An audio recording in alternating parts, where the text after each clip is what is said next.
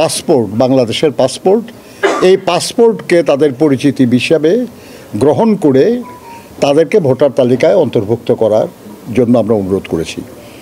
আমরা জানি, আমরা একমত তাদের সঙ্গে যে অনেক পাসপোর্ট মানে ফেক পাসপোর্ট আছে। আমরা জানি যে অনেক যারা বাংলাদেশের পাসপোর্ট পাওয়ার যোগ্য না বা প্রাপ্য না, এমন অনেক মানুষও গত সরকারের আমলে বাংলাদেশের পাসপোর্ট পেয়েছে। অনেকেই দুর্নীতি অনাচারের মাধ্যমেও সংগ্রহ করেছে।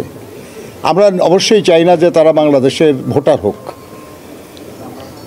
সে কারণে আমরা এটাও প্রস্তাব করেছি যে যাদের পাসপোর্টের মাধ্যমে যাদের ভোটার করার আহ্বান আসবে বা অনুরোধ আসবে, তারা ইচ্ছা করলে তাদের এই পাসপোর্ট ভেরিফাই করতে পারেন। পাসপোর্টের ছবি তুলে যদি তার গ্রামে পাঠানো হয়, সেখানে ভেরিফিকেশন করে যদি দেখা যায়